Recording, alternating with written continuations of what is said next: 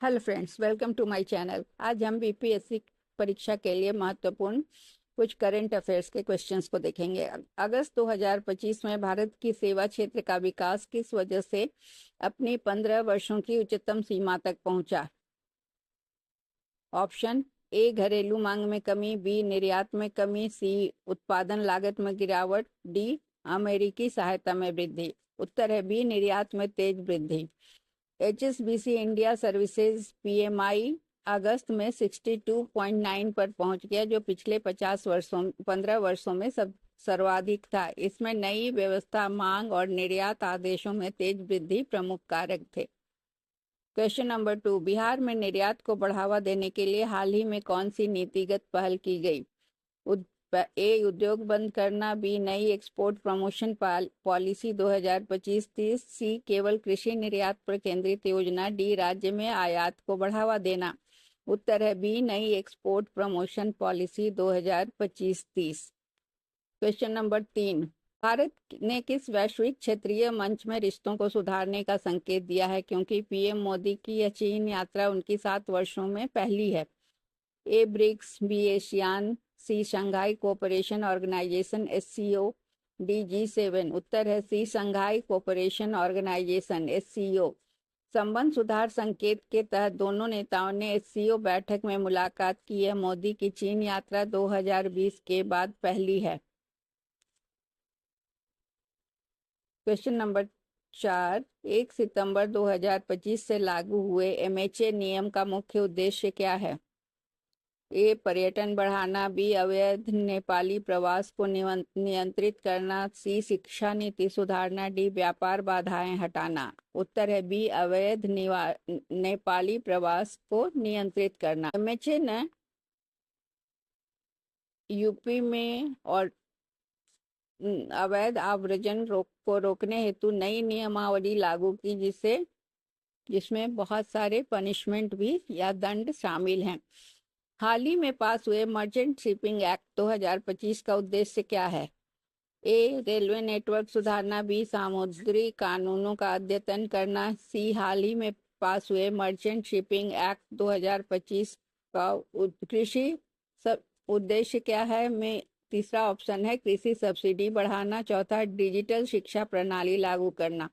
उत्तर है बी समुद्री कानूनों को अद्यतन करना। यह अधिनियम पुराने 1958 कानून की जगह लेता है। आईएमए मानकों, पर्यावरण सुरक्षा, नाविक कल्याण और व्यापार सुगमता से मेल खाता है। Question number 6, national sports governance act 2025 किस क्षेत्र में सुधार लाने वाला है? ए स्वास्थ्य सेवाएं, बी खेल प्रशासन और नैतिकता, सी कृषि सब्सिडी, डी रेलवे सुधार। उत्तर है बी खेल प्रशासन और नैतिकता।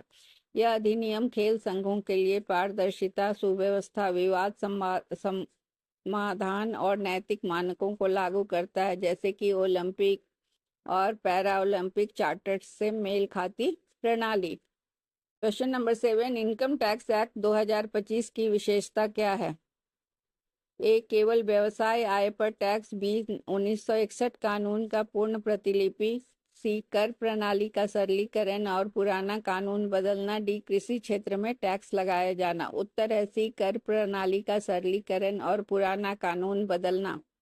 स्पष्टीकरण के रूप में यह कहा जा सकता है कि इस नए अधिनियम ने आयकर कानून को अद्यतन किया, अनुपालन को सरल बनाया और वित्त मंत्री की पहल पर इसे अप्रैल 2026 से लागू करने की योजना है। क्वेश्चन नंबर 8, मिशन सुदर्शन चक्र जो 15 अगस्त 2025 को लॉन्च किया गया किस क्षेत्र से संबंधित है? ए शिक्षा सुधार, बी कृषि तकनीकी, सी राष्ट्रीय रक्षा प्रणाली, डी डिजिटल अर्थव्यवस्था। उत्तर है सी राष्ट्रीय रक्षा प्रणाली। यह मिशन भारत का आयरन डोम जैसा सिस्टम विकसित करता है, जिसमें एआई और साइबर युद्ध क्षमताएं शामिल हैं, जो हवाई तनावों से रक्षा करेंगे। क्वेश्चन नंबर 9, अगस्त 2025 में अमेरिकी आयातों पर कुल 50% टैरिफ लगाने का क्या आर्थिक प्रभाव हो सकता है? ए निर्यात बढ़ेगा, बी निर्यात क्षेत्रों को भारी नुकसान, सी कृषि आय में सुधार, डी विदेशी निवेश बढ़ेगा।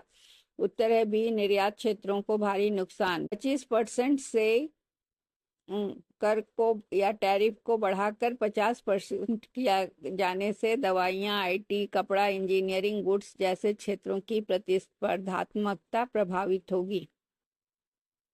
क्वेश्चन नंबर 10, अगस्त 2025 के आरबीआई बुलेटिन ने भारतीय अर्थव्यवस्था को कैसे दर्शाया? ए, बेहद कमजोर, बी, मुद्रास्फीति की भारी चिंता, सी, ग्रामीण मांग और कम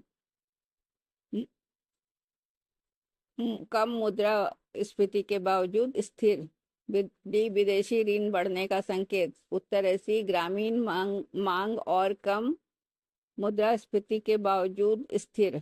आरबीआई ने ग्रामीण मांग मजबूत और मुद्रास्फीति ऐतिहासिक रूप से 1.55% जुलाई 2025 तक कम रहने के बीच अर्थव्यवस्था को मजबूत बताया, फिर भी अमेरिकी टैरिफ को चिंता का कारण बताया। Thank you.